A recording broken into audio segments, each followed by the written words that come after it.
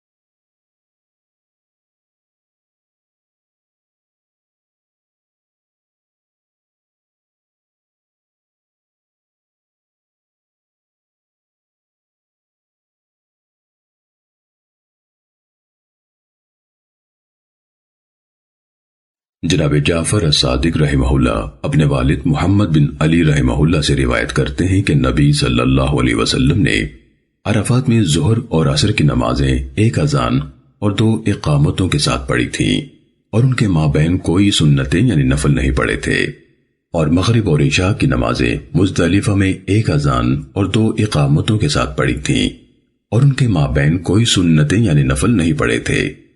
امام ابو داود رحمہ اللہ کہتے ہیں کہ اس روایت کو حاتم بن اسماعیل نے اپنی طویل حدیث میں مسند بیان کیا ہے، جبکہ یہ سند مرسل ہے۔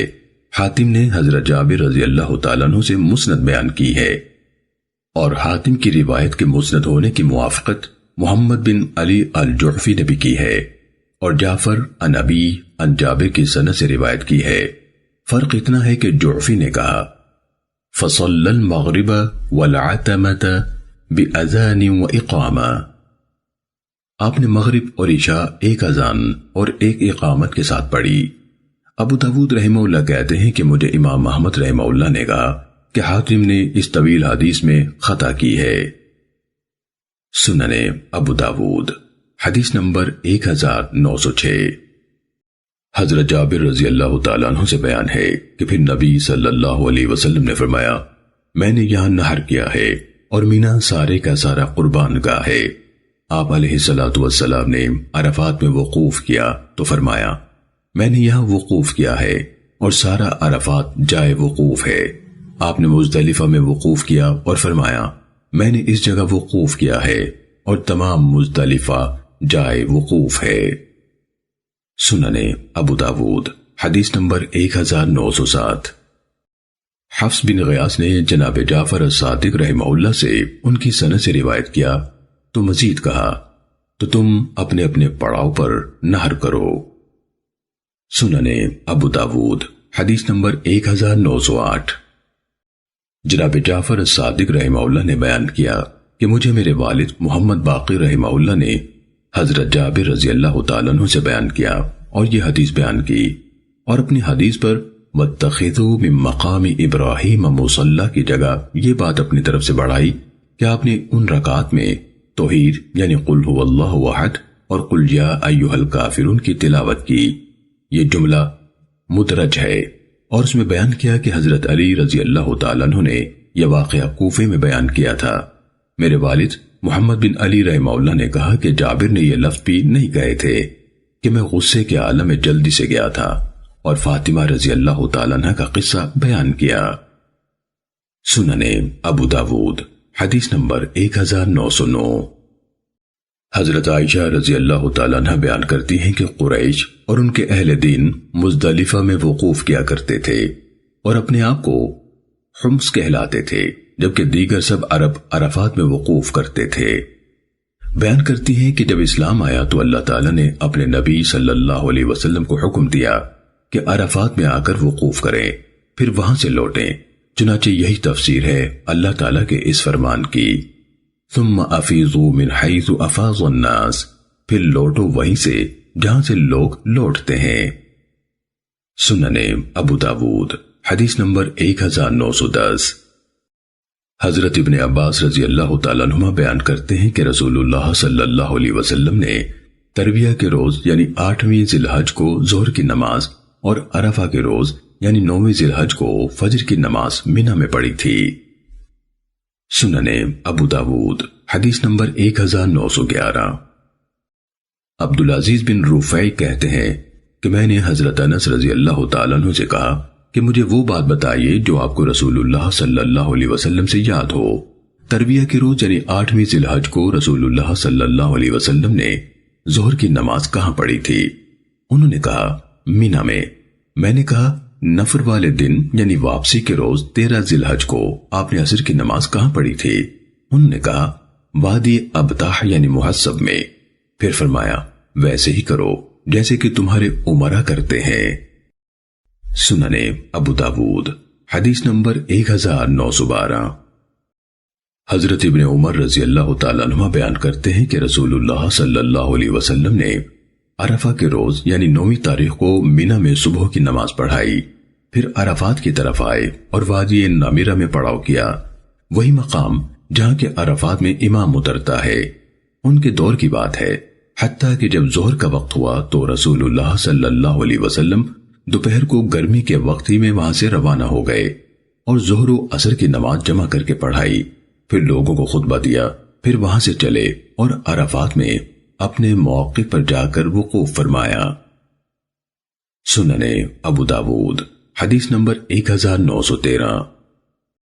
جناب خالد بن عدہ بن حوزہ رضی اللہ تعالیٰ عنہ بیان کرتے ہیں کہ میں نے عرفہ کے روز رسول اللہ صلی اللہ علیہ وسلم کو دیکھا کہ آپ اپنے اونٹ پر اس کی رکابوں میں پاؤں ڈالے لوگوں کو خطبہ دے رہے تھے۔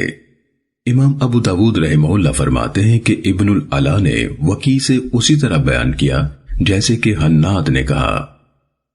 سننے ابو داود حدیث نمبر 1917۔ عبد المجید ابو عمر نے عدہ بن خالد سے روایت کی اور مذکورہ بالا کے ہم معنی بیان کیا۔ سننے ابو داود حدیث نمبر 1918۔ حضرت یزید بن شیبان رضی اللہ تعالیٰ عنہ بیان کرتے ہیں کہ حضرت ابن مربع انصاری رضی اللہ تعالیٰ عنہ ہمارے پاس تشریف لائے جبکہ ہم عرفات میں ایسی جگہ وقوف کیے ہوئے تھے کہ عمر بن عبداللہ اس کو امام کے موقف سے دور سمجھ رہے تھے۔ ابن مربع رضی اللہ تعالیٰ عنہ نے کہا، بے شک میں تمہاری طرف رسول اللہ صلی اللہ علیہ وسلم کا پیغامبر بن کے آیا ہوں۔ آپ نے تم لوگوں کو کہلا بھیجا ہے، آپ انہی مقامات پر وقوف کرو۔ بلا شبہ تم اپنے ابا ابراہیم علیہ السلام کی وراثت میں سے ایک وراثت پر ہو۔ سننے ابو داود حدیث نمبر 1919۔ جناب قریب بیان کرتے ہیں کہ میں نے حضرت اسامہ بن زید رضی اللہ تعالیٰ عنہ سے کہا، مجھے یہ بتائیں کہ اس شام جب آپ رسول اللہ صلی اللہ علیہ وسلم کے پیچھے سوار تھے آپ لوگوں نے کیسے کیا؟ انہوں نے بتایا کہ ہم اس گھاٹی میں آئے جس میں لوگ اپنی سواریاں بٹھاتے ہیں، وہ جگہ معرس کہلاتی ہے۔ رسول اللہ صلی اللہ علیہ وسلم نے اپنی اونٹنی بٹھائی پھر پیشاب کیا۔ اسامہ رضی اللہ تعالیٰ عنہ نے احراق الماء کے لفظ استعمال نہیں کیے، یعنی پانی بہایا نہیں کہا، پھر اپنے پانی طلب کیا اور وضو فرمایا جس میں کوئی مبالغہ نہ تھا، یعنی ہلکا وضو کیا، اعضاء کو 1-2 بار دھویا۔ میں نے کہا، اے اللہ کے رسول، نماز؟ آپ نے فرمایا، نماز تمہارے آگے ہے، یعنی آگے چل کر پڑھیں گے۔ پھر آپ سوار ہو گئے حتیٰ کہ ہم مزدلفہ پہنچ گئے۔ پھر آپ نے مغرب کی نماز پڑھائی، پھر لوگوں نے سواریوں کو اپنے اپنے پڑاؤ پر بٹھایا مگر ان کے پالان اور کجاوے نہیں کھولے، حتیٰ کہ عشاء کی اقامت کہلوائی اور نماز پڑھائی، پھر لوگوں نے اپنی سواریوں کو کھولا۔ محمد بن کثیر نے اپنی روایت میں مزید کہا، میں نے پوچھا، جب تم لوگوں نے صبح کی تو کیسے کیا تھا؟ انہوں نے کہا، فضل رضی اللہ تعالیٰ عنہ آپ کے پیچھے سوار ہوئے اور میں قریش کے ان افراد کے ساتھ پیدل چلا گیا جو دیگر لوگوں سے پہلے روانہ ہوئے تھے۔ سننے ابو داود حدیث نمبر 1921۔ جناب عروہ رحمہ اللہ نے بیان کیا کہ حضرت اسامہ بن زید رضی اللہ عنہما سے پوچھا گیا اور میں اس مجلس میں بیٹھا تھا کہ رسول اللہ صلی اللہ علیہ وسلم حجۃ الوداع میں جب عرفہ سے روانہ ہوئے تھے تو کس رفتار سے چلے تھے؟ انہوں نے کہا کہ آپ علیہ السلام درمیانی رفتار یعنی انق سے چلے تھے، جب کوئی فراخی پاتے تو قدر تیز ہو جاتے۔ ہشام نے کہا کہ نص والی رفتار انق سے قدر تیز تر ہوتی ہے۔ سننے ابو داود حدیث نمبر 1923۔ حضرت اسامہ رضی اللہ تعالیٰ عنہ بیان کرتے ہیں کہ میں نبی صلی اللہ علیہ وسلم کے پیچھے سوار تھا۔ جب سورج غروب ہو گیا تو رسول اللہ صلی اللہ علیہ وسلم وہاں سے روانہ ہوئے، یعنی عرفات سے۔ سننے ابو داود حدیث نمبر 1924۔ قریب مولا عبداللہ بن عباس رضی اللہ تعالیٰ عنہ نے حضرت اسامہ بن زید رضی اللہ تعالیٰ عنہ سے سنا، وہ کہہ رہے تھے کہ رسول اللہ صلی اللہ علیہ وسلم عرفات سے روانہ ہوئے، حتیٰ کہ جب گھاٹی میں پہنچے تو اترے، پیشاب کیا، پھر وضو کیا، مگر اس میں مبالغہ نہیں تھا۔ میں نے عرض کیا، نماز؟ آپ نے فرمایا، نماز تمہارے آگے ہے، یعنی آگے پڑھیں گے۔ پھر آپ سوار ہو گئے، جب مزدلفہ پہنچے تو اترے، وضو کیا اور کامل وضو کیا، پھر نماز کی اقامت کہی گئی تو مغرب کی نماز پڑھائی، پھر ہر شخص نے اپنے اپنے اونٹ کو اپنے اپنے پڑاؤ میں بٹھایا، پھر عشاء کی اقامت کہی گئی تو آپ نے نماز پڑھائی اور ان کے مابین کچھ نہیں پڑھا۔ جناب شرید رضی اللہ تعالیٰ عنہ بیان کرتے ہیں کہ میں رسول اللہ صلی اللہ علیہ وسلم کے ساتھ عرفات سے روانہ ہوا تھا، بس آپ کے قدموں نے زمین کو نہیں چھوا حتیٰ کہ مزدلفہ پہنچ گئے۔ سننے ابو داود حدیث نمبر 1925 با۔ حضرت عبداللہ بن عمر رضی اللہ تعالیٰ عنہ سے روایت ہے کہ رسول اللہ صلی اللہ علیہ وسلم نے مغرب اور عشاء کی نمازیں مزدلفہ میں اکٹھی کر کے پڑھیں۔ سننے ابو داود حدیث نمبر 1926۔ زہری رحمہ اللہ نے اپنی سند سے مذکورہ بالا حدیث کے ہم معنی روایت کی اور کہا ایک ایک اقامت سے ان دونوں نمازوں کو جمع کیا۔ امام احمد رحمہ اللہ نے کہا وقیع نے بیان کیا کہ آپ نے ہر نماز الگ اقامت سے پڑھی۔ سنن ابو داود حدیث نمبر 1927۔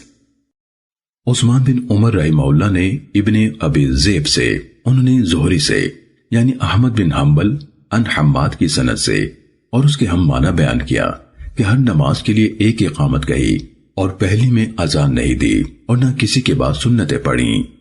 مخلد نے کہا ان میں سے ایک کے لیے اذان نہیں دی۔ سنن ابو داود حدیث نمبر 1928۔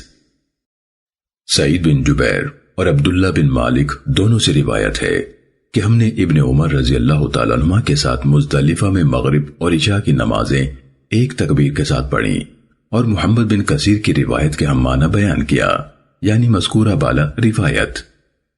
سنن ابو داود حدیث نمبر 1930۔ سعید بن جبیر نے کہا ہم حضرت ابن عمر رضی اللہ عنہما کی معیت میں عرفات سے لوٹے، جب مزدلفہ پہنچے تو انہوں نے ہمیں مغرب اور عشاء کی نمازیں 3 رکعتیں اور 2 رکعتیں ایک تکبیر کے ساتھ پڑھائی۔ جب فارغ ہوئے تو ابن عمر رضی اللہ عنہما نے کہا کہ رسول اللہ صلی اللہ علیہ وسلم نے اس جگہ ہمیں اسی طرح نماز پڑھائی تھی۔ سنن ابو داود حدیث نمبر 1931۔ سلمہ بن کہیل نے کہا میں نے جناب سعید بن جبیر رحمہ اللہ کو مزدلفہ میں دیکھا کہ انہوں نے اقامت کہی اور مغرب کی 3 رکعتیں پڑھی، پھر عشاء کی 2 رکعتیں پڑھی، پھر کہا میں حضرت ابن عمر رضی اللہ تعالیٰ عنہ کے ساتھ حاضر تھا، انہوں نے اس جگہ اسی طرح کیا تھا، اور انہوں نے بیان کیا تھا کہ میں رسول اللہ صلی اللہ علیہ وسلم کے ساتھ تھا اور آپ نے اس جگہ اسی طرح کیا تھا۔ سنن ابو داود حدیث نمبر 1932۔ اشعث بن سلیم اپنے والد سے بیان کرتے ہیں کہ میں حضرت ابن عمر رضی اللہ عنہما کے ساتھ عرفات سے مزدلفہ آیا، انہوں نے اس دوران میں تکبیر اور تحلیل کو نہیں چھوڑا حتیٰ کہ ہم مزدلفہ پہنچ گئے، پھر اذان اور اقامت کہی یا کسی کو حکم دیا کہ اذان اور اقامت کہے، پھر ہمیں مغرب کی 3 رکعتیں پڑھائیں، پھر ہماری طرف متوجہ ہوئے اور کہا نماز یعنی عشاء کی بھی، بس ہمیں عشاء کی نماز پڑھائی 2 رکعتیں، پھر اپنا رات کا کھانا طلب کیا۔ اشعث بن سلیم نے کہا مجھے علاج بن عمر نے اسی طرح بیان کیا جیسے کہ میرے والد سلیم بن اسود نے ابن عمر رضی اللہ تعالیٰ عنہ سے روایت کیا۔ حضرت ابن عمر رضی اللہ تعالیٰ عنہ سے اس بارے میں پوچھا گیا تو انہوں نے کہا میں نے رسول اللہ صلی اللہ علیہ وسلم کے ساتھ ایسے ہی پڑھی تھی۔ سنن ابو داود حدیث نمبر 1933۔ حضرت عبداللہ بن مسعود رضی اللہ تعالیٰ عنہ نے بیان کیا کہ میں نے رسول اللہ صلی اللہ علیہ وسلم کو کبھی نہیں دیکھا کہ آپ نے کوئی نماز بے وقت پڑھی ہو، آپ ہمیشہ وقت پر نماز پڑھتے، مگر مزدلفہ میں آپ نے مغرب اور عشاء کو جمع کر کے پڑھا یعنی تاخیر سے، اور اگلے دن کی فجر کی نماز اپنے وقت سے پہلے پڑھی۔ سنن ابو داود حدیث نمبر 1934۔ حضرت جابر رضی اللہ تعالیٰ عنہ سے روایت ہے کہ نبی صلی اللہ علیہ وسلم نے فرمایا میں نے عرفات میں اس جگہ پر وقوف کیا ہے اور عرفات سارے کا سارا جائے وقوف ہے، میں نے مزدلفہ میں اس جگہ پر وقوف کیا ہے اور مزدلفہ سارا ہی جائے وقوف ہے، اور میں نے اس جگہ قربانی کی ہے اور مینا سب ہی قربان گاہ ہے، بس تم اپنے اپنے پڑاؤ پر قربانیاں کرو۔ سنن ابو داود حدیث نمبر 1936۔ حضرت جابر بن عبداللہ رضی اللہ عنہما بیان کرتے ہیں کہ رسول اللہ صلی اللہ علیہ وسلم نے فرمایا عرفات سارا ہی مقام وقوف ہے اور مینا سارا ہی قربان گاہ ہے اور مزدلفہ پورا ہی وقوف کی جگہ ہے، اور مکے کے سب راستے یہاں آنے کی راہیں اور قربان گاہ بھی۔ سنن ابو داود حدیث نمبر 1937۔ جناب عمر ابن الخطاب رضی اللہ تعالیٰ عنہ نے بیان کیا کہ اہل جاہلیت مزدلفہ سے اس وقت تک روانہ نہیں ہوتے تھے جب تک کہ کوہ سبیر پر سورج کو طلوع ہوتا نہ دیکھ لیتے، سو نبی صلی اللہ علیہ وسلم نے ان کی مخالفت کی اور طلوع آفتاب سے پہلے ہی وہاں سے روانہ ہو لیے۔ سننے ابو داود حدیث نمبر 1938۔ حضرت ابن عباس رضی اللہ تعالیٰ عنہ بیان کرتے ہیں کہ میں رسول اللہ صلی اللہ علیہ وسلم کے عہد کے ان ضعیف افراد میں شامل تھا جن کو آپ صلی اللہ علیہ وسلم نے مزدلفہ کی رات قبل از وقت روانہ فرما دیا تھا۔ سننے ابو داود حدیث نمبر 1939۔ حضرت عائشہ رضی اللہ تعالیٰ عنہ نے بیان کیا کہ رسول اللہ صلی اللہ علیہ وسلم نے حضرت ام سلمہ رضی اللہ تعالیٰ عنہ کو نحر والی رات فجر سے پہلے ہی مینا کی جانب بھیج دیا، پس انہوں نے طلوع فجر سے پہلے ہی جمرے کو کنکریاں مار لیں، پھر وہ چلی گئیں اور طواف افاضہ کر لیا، اور یہ انہی کی باری کا دن تھا کہ رسول اللہ صلی اللہ علیہ وسلم ان کے ہاں تھے۔ سننے ابو داود حدیث نمبر 1942۔ ایک خبر دینے والے نے بیان کیا کہ حضرت اسماء بنت ابی بکر رضی اللہ تعالیٰ عنہ نے جمرے کی رمی کی تو میں نے کہا ہم نے تو رات میں رمی کی ہے، یعنی کنکریاں ماری ہیں۔ انہوں نے جواب دیا کہ رسول اللہ صلی اللہ علیہ وسلم کے زمانے میں ہم یہی کیا کرتے تھے۔ سننے ابو داود حدیث نمبر 1943۔ حضرت عبداللہ بن عمر رضی اللہ تعالیٰ عنہ سے مروی ہے کہ رسول اللہ صلی اللہ علیہ وسلم اپنے حج میں قربانی والے دن جمرات کے درمیان کھڑے ہوئے اور پوچھا یہ کون سا دن ہے؟ لوگوں نے کہا یہ قربانی کا دن ہے۔ آپ صلی اللہ علیہ وسلم نے فرمایا یہ حج اکبر کا دن ہے۔ سننے ابو داود حدیث نمبر 1945۔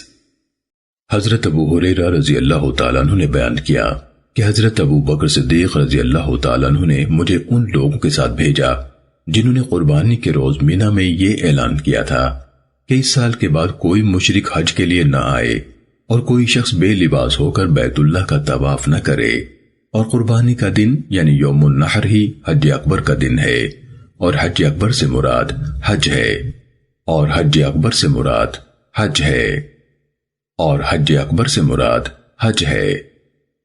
سننے ابو داود حدیث نمبر 1946۔ حضرت ابو بکر رضی اللہ تعالیٰ عنہ بیان کرتے ہیں کہ نبی صلی اللہ علیہ وسلم نے اپنے حج میں خطبہ دیتے ہوئے ارشاد فرمایا بلا شبہ زمانہ اپنی اس اصل کیفیت پر گھوم آیا ہے جس پر کہ اپنے پہلے روز تھا جبکہ اللہ نے آسمانوں اور زمین کو پیدا فرمایا تھا۔ سال کے 12 مہینے ہیں اور ان میں سے 4 مہینے حرمت والے ہیں، 3 مہینے متواتر ہیں یعنی ذوالقعدہ، ذوالحجہ اور محرم، اور چوتھا مضر کا رجب ہے جو جمادہ اور شعبان کے درمیان ہوتا ہے۔ سننے ابو داود حدیث نمبر 1947۔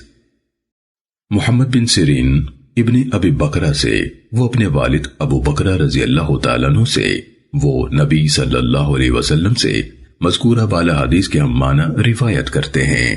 امام ابو داود رحمہ اللہ فرماتے ہیں کہ ابن عون نے نام لے کر کہا کہ عبد الرحمن بن ابی بکرہ اپنے والد ابو بکرہ رضی اللہ تعالیٰ عنہ سے روایت کرتے ہیں۔ سننے ابو داود حدیث نمبر 1948۔ جناب عبد الرحمن بن یعمر الدیلی رضی اللہ تعالیٰ عنہ بیان کرتے ہیں کہ میں رسول اللہ صلی اللہ علیہ وسلم کی خدمت میں حاضر ہوا جبکہ آپ میدان عرفات میں تھے۔ اسی دوران میں نجد کی طرف سے کچھ لوگ آئے اور انہوں نے ایک شخص کو کہا تو اس نے پکار کر کہا اے اللہ کے رسول حج کیسے ہے؟ تو رسول اللہ صلی اللہ علیہ وسلم نے بھی ایک شخص کو حکم دیا اور اس نے پکار کر کہا حج عرفات کا دن ہے، جو شخص مزدلفہ کی رات میں صبح سے پہلے پہلے یہاں آ گیا اس کا حج پورا ہو گیا۔ مینا کے دن 3 ہے، جو شخص 2 دن بعد جلدی سے واپس ہو جائے اس پر کوئی گناہ نہیں، اور جو تاخیر کرے یعنی تیسرا دن بھی وقوف کرے تو اس پر بھی کوئی گناہ نہیں۔ پھر آپ نے اپنے پیچھے ایک شخص کو سوار کروا لیا جو اس بات کی منادی کرنے لگا۔ امام ابو داود رحمہ اللہ کہتے ہیں کہ مہران نے سفیان سے ایسے ہی روایت کیا ہے الحج الحج یعنی 2 بار، جبکہ یحییٰ بن سعید قطان نے سفیان سے یہ لفظ الحج 1 بار بیان کیا ہے۔ سننے ابو داود حدیث نمبر 1949۔ حضرت عروہ بن مزرس طائی رضی اللہ تعالیٰ عنہ بیان کرتے ہیں کہ میں مزدلفہ میں وقوف کے وقت رسول اللہ صلی اللہ علیہ وسلم کی خدمت میں حاضر ہوا اور عرض کیا، اے اللہ کے رسول، میں قبیلہ طے کے 2 پہاڑوں سے آیا ہوں۔ میں نے اپنی سواری کو ہلکان کیا ہے اور اپنے آپ کو بہت تھکایا ہے۔ قسم اللہ کی، میں نے کوئی ٹیلا یا پہاڑ نہیں چھوڑا مگر اس پر وقوف کیا ہے، تو کیا میرا حج ہو گیا؟ رسول اللہ صلی اللہ علیہ وسلم نے فرمایا، جس نے ہمارے ساتھ یہ نماز یعنی فجر پالی اور اس سے پہلے وہ رات یا دن میں عرفات میں حاضر ہو چکا ہے تو اس کا حج پورا ہو گیا اور اس نے اپنے میل کچیل دور کر لیا، یعنی اس نے مناسک حج پورے کر لیے۔ اب ماں بعد کے دیگر اعمال حج پورے کر کے اپنا احرام کھول دے۔ سننے ابو داود حدیث نمبر 1950۔ عبد الرحمن بن معاذ رحمہ اللہ ایک صحابی سے بیان کرتے ہیں، اس نے کہا، نبی صلی اللہ علیہ وسلم نے منی میں لوگوں کو خطبہ دیا اور انہیں اپنے اپنے مقامات پر اترنے کا ارشاد فرمایا۔ آپ صلی اللہ علیہ وسلم نے فرمایا، مہاجرین یہاں پڑاؤ کریں، اور قبلے کی جانب دائیں طرف اشارہ فرمایا، اور انصار یہاں پڑاؤ کریں اور قبلے کی بائیں طرف اشارہ فرمایا، اور دیگر لوگ ان کے ارد گرد اتریں۔ سننے ابو داود حدیث نمبر 1951۔ ربیہ بن عبد الرحمن بن حسین اپنی دادی سراؤ بنت نبہان رضی اللہ تعالیٰ عنہ سے بیان کرتے ہیں، یہ خاتون قبل از اسلام ایک گھر کی نگران تھی جس میں بت ہوا کرتے تھے۔ وہ بیان کرتی ہیں کہ رسول اللہ صلی اللہ علیہ وسلم نے رؤوس والے دن ہمیں خطبہ دیا۔ آپ نے فرمایا، یہ کون سا دن ہے؟ ہم نے کہا، اللہ اور اس کے رسول بہتر جانتے ہیں۔ آپ نے فرمایا، کیا یہ ایام تشریق کا درمیانی دن نہیں ہے؟ امام ابو داود رحمہ اللہ نے کہا، ابو حرہ رقاشی کے چچا نے بھی ایسے ہی روایت کیا ہے کہ آپ نے ایام تشریق کے درمیانی دن میں خطبہ دیا۔ سننے ابو داود حدیث نمبر 1953۔ حضرت حرماس بن زیاد باہلی رضی اللہ تعالیٰ عنہ بیان کرتے ہیں کہ میں نے رسول اللہ صلی اللہ علیہ وسلم کو دیکھا کہ آپ منی میں قربانی والے دن اپنی ازبا اونٹنی پر لوگوں کو خطبہ دے رہے تھے۔ سننے ابو داود حدیث نمبر 1954۔ حضرت ابو امامہ رضی اللہ تعالیٰ عنہ بیان کرتے ہیں کہ میں نے منی میں قربانی والے دن رسول اللہ صلی اللہ علیہ وسلم کا خطبہ سنا۔ سننے ابو داود حدیث نمبر 1955۔ جناب رافع بن عمر مزنی رضی اللہ تعالیٰ عنہ بیان کرتے ہیں کہ میں نے رسول اللہ صلی اللہ علیہ وسلم کو دیکھا کہ آپ منی میں اپنے سفید خچر پر لوگوں کو خطبہ دے رہے تھے، جبکہ دن اونچا آ چکا تھا، اور حضرت علی رضی اللہ تعالیٰ عنہ آپ کی بات آگے پہنچا رہے تھے۔ لوگ کچھ بیٹھے تھے اور کچھ کھڑے تھے۔ سننے ابو داود حدیث نمبر 1956۔ حضرت عبد الرحمن بن معاذ تیمی رضی اللہ تعالیٰ عنہ بیان کرتے ہیں کہ رسول اللہ صلی اللہ علیہ وسلم نے ہمیں خطبہ دیا جبکہ ہم منی میں تھے، پس اللہ تبارک و تعالیٰ نے ہمارے کان کھول دیے۔ ہم اپنے اپنے پڑاؤ پر تھے اور وہ سب کچھ سن رہے تھے جو آپ فرما رہے تھے۔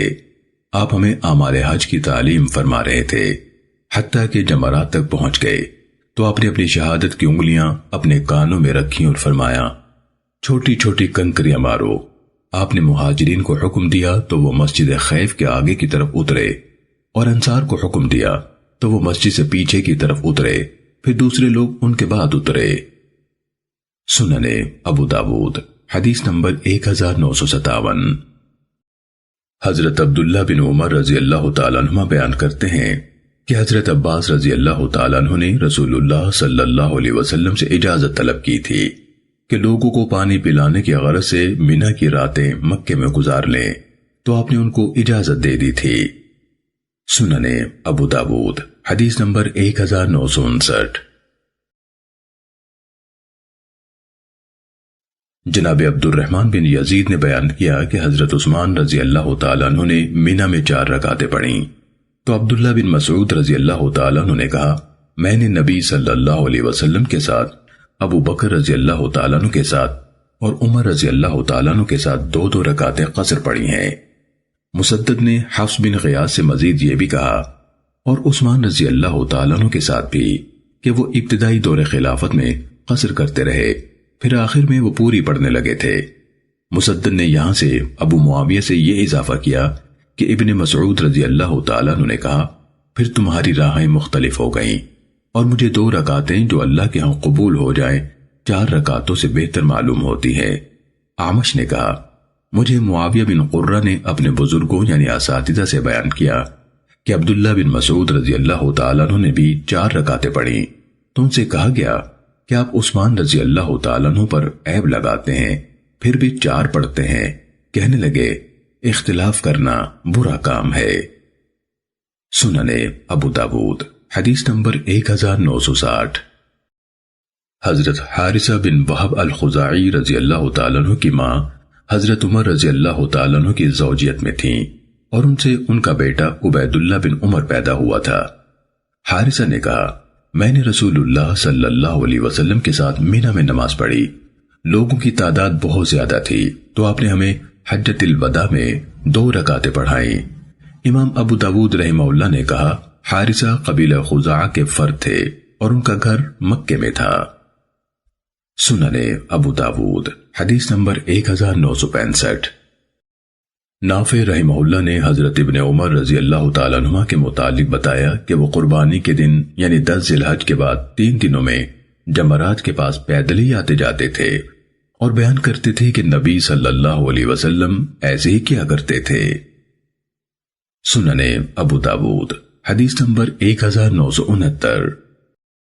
حضرت جابر بن عبداللہ رضی اللہ تعالیٰ عنہ بیان کرتے ہیں کہ میں نے رسول اللہ صلی اللہ علیہ وسلم کو دیکھا کہ آپ قربانی والے دن اپنی سواری پر سے کنکریاں مار رہے تھے اور فرماتے تھے مجھ سے اپنے اعمال حج سیکھ لو، میں نہیں جانتا شاید میں اپنے اس حج کے بعد حج نہ کر سکوں۔ سننے ابو داود حدیث نمبر 1970۔ حضرت جابر بن عبداللہ رضی اللہ تعالیٰ عنہ بیان کرتے ہیں میں نے رسول اللہ صلی اللہ علیہ وسلم کو دیکھا کہ آپ قربانی والے دن چاشت کے وقت اپنی سواری پر سے رمی کر رہے تھے مگر اس کے بعد کے دنوں میں سورج ڈھلنے کے بعد کی۔ سننے ابو داود حدیث نمبر 1971۔ وبرہ بن عبد الرحمن سلمی کہتے ہیں میں نے حضرت ابن عمر رضی اللہ تعالیٰ عنہ سے پوچھا کہ میں کس وقت جمرات کو کنکریاں ماروں؟ انہوں نے کہا جب تمہارا امام مارے تم بھی مار لو۔ میں نے اپنا سوال دہرایا تو بولے ہم سورج ڈھلنے کا انتظار کیا کرتے تھے، جب سورج ڈھل جاتا تو رمی کرتے تھے، یعنی قربانی والے دن کے بعد کے ایام میں۔ سننے ابو داود حدیث نمبر 1972۔ حضرت عائشہ رضی اللہ تعالیٰ عنہ کا بیان ہے کہ رسول اللہ صلی اللہ علیہ وسلم نے 10 تاریخ کو قربانی والے دن ظہر پڑھ لینے کے بعد دن کے آخری حصے میں طواف افاضہ کیا، پھر ہم مینا لوٹ آئے اور ایام تشریق کی راتیں یہیں ٹھہرے رہے۔ سورج ڈھلنے کے بعد جمرات کو کنکریاں مارتے تھے، ہر جمرے کو 7 کنکریاں مارتے اور ہر کنکری کے ساتھ اللہ اکبر کہتے، پہلے اور دوسرے جمرے کے پاس کافی لمبی دیر رکتے اور اپنی عاجزی اور تضرع کا اظہار کرتے یعنی دعائیں کرتے، پھر تیسرے جمرے کو کنکریاں مارتے مگر اس کے پاس نہیں رکتے تھے۔ سننے ابو داود حدیث نمبر 1973۔ حضرت عبداللہ بن مسعود رضی اللہ تعالیٰ عنہ بیان کرتے ہیں کہ جب آپ صلی اللہ علیہ وسلم جمرہ کبریٰ یعنی جمرہ عقبہ کے پاس پہنچے تو آپ نے بیت اللہ کو اپنے بائیں جانب اور مینا کو دائیں جانب کیا اور پھر جمرے کو 7 کنکریاں ماریں۔ حضرت ابن مسعود رضی اللہ تعالیٰ عنہ نے کہا اور اس طرح سے رمی کی اس ذات نے جس پر سورہ بقرہ نازل کی گئی تھی۔ سننے ابو داود حدیث نمبر 1974۔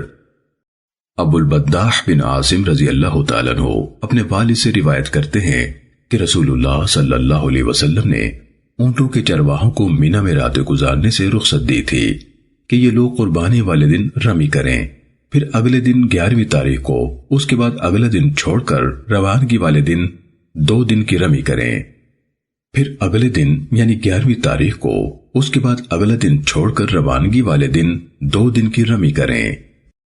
سننے ابو داود حدیث نمبر 1975۔ ابو البداح بن عدی اپنے والد سے روایت کرتے ہیں کہ نبی صلی اللہ علیہ وسلم نے چرواہوں کو رخصت دی تھی کہ ایک دن رمی کریں اور ایک دن چھوڑ دیں۔ سننے ابو داود حدیث نمبر 1976۔ ابو مجلس بیان کرتے ہیں کہ میں نے حضرت ابن عباس رضی اللہ تعالیٰ عنہما سے رمی جمار کے بارے میں پوچھا تو انہوں نے کہا مجھے معلوم نہیں کہ رسول اللہ صلی اللہ علیہ وسلم نے 6 کنکریاں ماری تھیں یا 7۔ سنن ابو داود حدیث نمبر 1977۔ حضرت عبداللہ بن عمر رضی اللہ تعالیٰ عنہما سے مروی ہے، رسول اللہ صلی اللہ علیہ وسلم نے فرمایا اے اللہ سر منڈوانے والوں پر رحم فرما۔ صحابہ نے کہا اے اللہ کے رسول اور کتروانے والوں کے لیے بھی دعا فرمائے۔ آپ نے فرمایا اے اللہ سر منڈوانے والوں پر رحم فرما۔ صحابہ نے کہا اے اللہ کے رسول اور کتروانے والوں کے لیے بھی، تب آپ نے فرمایا اور بال کتروانے والوں پر بھی رحم فرما۔ سنن ابو داود حدیث نمبر 1979۔ حضرت ابن عمر رضی اللہ تعالیٰ عنہ سے منقول ہے کہ رسول اللہ صلی اللہ علیہ وسلم نے حجۃ الوداع میں اپنا سر منڈوایا تھا۔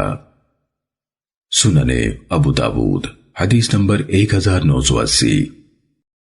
حضرت انس بن مالک رضی اللہ تعالیٰ عنہ سے روایت ہے کہ رسول اللہ صلی اللہ علیہ وسلم نے قربانی والے دن جمرہ عقبہ کو کنکریاں ماری، پھر منی میں اپنی منزل پر تشریف لائے، پھر اپنی قربانی طلب کی اور اسے ذبح کیا، پھر حجام کو بلوایا اور اس نے آپ کے سر کے دائیں جانب کو لیا اور اسے مونڈا تو آپ نے اپنے پاس والوں کو 1-1 2-2 بال تقسیم کر دیے، پھر اس نے بائیں جانب کو لیا اور اسے مونڈا تو آپ نے فرمایا ابو طلحہ یہاں ہے، چنانچہ وہ ابو طلحہ رضی اللہ تعالیٰ عنہ کو دے دیے۔ سنن ابو داود حدیث نمبر 1981۔ سفیان نے ہشام بن حسان سے اپنی سند سے یہ حدیث بیان کی، اس میں ہے کہ آپ نے حجام سے فرمایا میری دائیں جانب سے شروع کرو اور پہلے اسے مونڈو۔ سنن ابو داود حدیث نمبر 1982۔ حضرت ابن عباس رضی اللہ تعالیٰ عنہ سے منقول ہے کہ رسول اللہ صلی اللہ علیہ وسلم سے منی کے دنوں میں سوالات کیے جاتے تھے اور آپ فرماتے تھے کوئی حرج نہیں۔ ایک شخص نے سوال کرتے ہوئے کہا میں نے قربانی سے پہلے بال مونڈ لیے۔ آپ نے فرمایا قربانی کرو اور کوئی حرج نہیں۔ ایک نے کہا میں نے شام کر دی ہے اور رمی نہیں کی ہے۔ آپ نے فرمایا رمی کرو اور کوئی حرج نہیں۔ سنن ابو داود حدیث نمبر 1983۔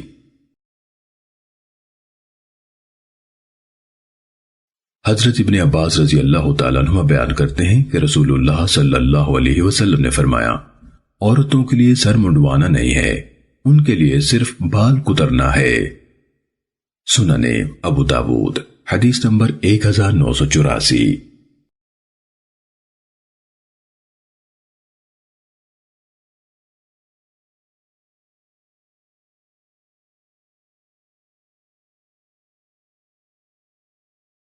حضرت ابن عباس رضی اللہ تعالیٰ عنہ بیان کرتے ہیں کہ رسول اللہ صلی اللہ علیہ وسلم نے فرمایا عورتوں کے لیے سر منڈوانا نہیں ہے، ان کے لیے صرف بال کترنا ہے۔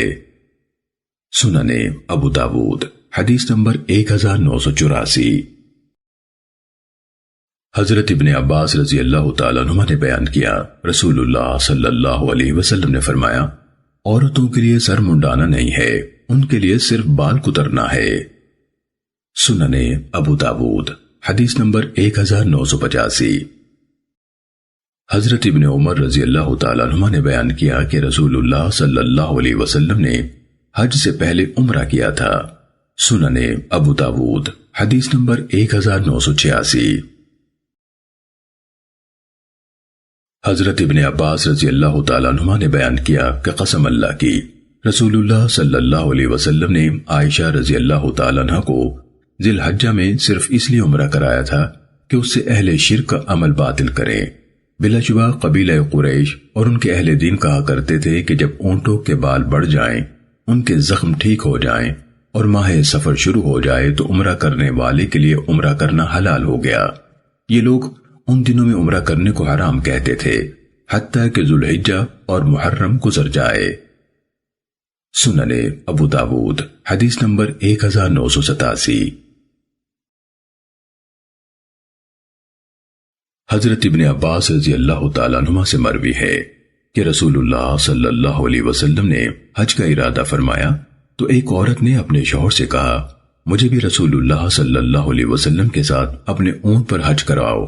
اس نے کہا میرے پاس کوئی ایسی سواری نہیں جس پر میں تمہیں حج کراؤں۔ عورت نے کہا اپنے فلاں اونٹ پر۔ اس نے جواب دیا کہ وہ تو فی سبیل اللہ جہاد کے لیے وقف ہے۔ پس وہ رسول اللہ صلی اللہ علیہ وسلم کے پاس آیا اور کہنے لگا کہ میری بیوی نے آپ کو السلام علیکم ورحمۃ اللہ کہا ہے اور وہ مجھے کہتی ہے کہ میں اس کو آپ کے ساتھ حج کراؤں۔ وہ کہتی ہے مجھے رسول اللہ صلی اللہ علیہ وسلم کی مائیت میں حج کرواؤ۔ تو میں نے اس سے کہا میرے پاس کوئی سواری نہیں جس پر میں تجھے حج کرواؤں۔ اس نے کہا اپنے فلاں اونٹ پر۔ تو میں نے کہا کہ وہ تو فی سبیل اللہ وقف ہے۔ رسول اللہ صلی اللہ علیہ وسلم نے فرمایا اگر تم اسے اس پر حج کرا دو تو یہ بھی فی سبیل اللہ ہی ہے۔ اس نے کہا کہ اس عورت نے مجھے کہا ہے کہ میں آپ سے یہ دریافت کروں کہ کون سا عمل آپ کے ساتھ حج کے برابر ہو سکتا ہے۔ تو رسول اللہ صلی اللہ علیہ وسلم نے فرمایا اسے میری طرف سے السلام علیکم ورحمۃ اللہ وبرکاتہ کہنا اور اسے بتانا کہ رمضان میں عمرہ کرنا میرے ساتھ حج کرنے کے برابر ہے۔ سننے ابو داود حدیث نمبر 1990۔ حضرت عائشہ رضی اللہ تعالیٰ عنہ سے مروی ہے کہ رسول اللہ صلی اللہ علیہ وسلم نے 2 عمرے کیے تھے، ایک ذوالقعدہ میں اور ایک شوال میں۔ سننے ابو داود حدیث نمبر 1991۔ حضرت ابن عباس رضی اللہ تعالیٰ عنہ سے منقول ہے کہ رسول اللہ صلی اللہ علیہ وسلم نے 4 عمرے کیے تھے۔ عمرہ حدیبیہ جس سے آپ کو واپس جانا پڑا تھا، دوسرا وہ جو حسب اتفاق معاہدہ اگلے سال کیا۔ حضرت ابن عباس رضی اللہ تعالیٰ عنہ سے منقول ہے کہ رسول اللہ صلی اللہ علیہ وسلم نے 4 عمرے کیے تھے۔ عمرہ حدیبیہ یعنی جس سے آپ کو واپس جانا پڑا تھا، دوسرا وہ جو حسب اتفاق معاہدہ اگلے سال کیا، تیسرا جعرانہ سے اور چوتھا جو آپ نے اپنے حج کے ساتھ ملا کر کیا۔ سننے ابو داود حدیث نمبر 1993۔ حضرت انس رضی اللہ تعالیٰ عنہ کا بیان ہے کہ رسول اللہ صلی اللہ علیہ وسلم نے 4 عمرے کیے تھے اور سبھی ذوالقعدہ میں کیے سوائے اس کے جو حج کے ساتھ تھا۔ امام ابو داود رحمہ اللہ فرماتے ہیں کہ یہاں تک کہ مجھے عتبہ بن خالد سے خوب یاد ہے اور ابو الولید سے بھی میں نے سنا ہے مگر اچھی طرح ضبط نہیں، یعنی عمرہ حدیبیہ کے زمانے میں، عمرۃ القضاء ذوالقعدہ میں، عمرہ جعرانہ جب آپ نے ذوالقعدہ میں حنین کی غنیمتیں تقسیم کی تھیں، اور حج کے ساتھ والا عمرہ۔ سننے ابو داود حدیث نمبر 1994۔ حضرت عبد الرحمن بن ابی بکر رضی اللہ تعالیٰ عنہ بیان کرتے ہیں کہ رسول اللہ صلی اللہ علیہ وسلم نے اس سے فرمایا تھا اے عبد الرحمن اپنی بہن عائشہ کو اپنے پیچھے سوار کرو اور اسے تنعیم سے عمرہ کروا لاؤ۔ تم جب اسے لے کر ٹیلے سے نیچے اترو تو اسے چاہیے کہ احرام باندھے، بے شک یہ عمرہ مقبول ہوگا۔ سننے ابو داود حدیث نمبر 1995۔ حضرت محرش کعبی رضی اللہ تعالیٰ عنہ بیان کرتے ہیں کہ نبی صلی اللہ علیہ وسلم جعرانہ میں تشریف لائے، پھر مسجد میں آئے اور جو اللہ نے چاہا نماز پڑھی، پھر آپ نے احرام باندھا، پھر اپنی سواری پر درست ہو کر بیٹھ گئے اور دامن وادی صرف کا رخ کر لیا حتیٰ کہ مدینے کی راہ پر جا ملے اور مکے میں صبح کی، گویا کہ آپ رات ہی سے یہیں تھے۔ سننے ابو داود حدیث نمبر 1996۔ حضرت عبداللہ بن عمر رضی اللہ تعالیٰ عنہ بیان کرتے ہیں کہ رسول اللہ صلی اللہ علیہ وسلم نے قربانی والے دن طواف افاضہ کیا، پھر لوٹ کر مینا میں ظہر کی نماز پڑھی۔ سننے ابو داود حدیث نمبر 1998۔ ام المومنین حضرت ام سلمہ رضی اللہ تعالیٰ عنہ نے بیان کیا کہ قربانی والے دن شام کو میری باری کی رات تھی جس میں کہ رسول اللہ صلی اللہ علیہ وسلم کو میرے پاس تشریف لانا تھا۔ چنانچہ آپ تشریف لائے اور میرے پاس وہب بن زمعہ آیا اور اس کے ساتھ آل ابی امیہ کا ایک اور آدمی بھی تھا، ان دونوں نے قمیصیں پہن رکھی تھیں۔ تو رسول اللہ صلی اللہ علیہ وسلم نے وہب سے فرمایا ابو عبداللہ کیا تم نے طواف افاضہ کر لیا ہے؟ اس نے کہا نہیں، قسم اللہ کی اے اللہ کے رسول۔ آپ صلی اللہ علیہ وسلم نے فرمایا اپنی یہ قمیص اتار دو۔ چنانچہ اس نے اپنی قمیص اتار دی اور سر کی جانب سے اتاری اور اس کے ساتھی نے بھی اتار دی اور سر کی جانب سے اتاری۔ پھر انہوں نے پوچھا، اور یہ کیوں اے اللہ کے رسول؟ آپ صلی اللہ علیہ وسلم نے فرمایا، بلا شبہ تمہیں اس دن میں رخصت ہے کہ جب تم جمرہ کو کنکریاں مار لو تو حلال ہو جاؤ، یعنی ہر اس چیز سے جو تم پر حرام کی گئی ہے سوائے بیویوں کے۔ اگر بیت اللہ کا طواف کرنے سے پہلے شام ہو جائے تو تم پھر سے محرم ہو جاؤ گے جیسے کہ کنکریاں مارنے سے پہلے تھے، حتیٰ کہ اس کا طواف کر لو۔ سنن ابو داود حدیث نمبر 1999۔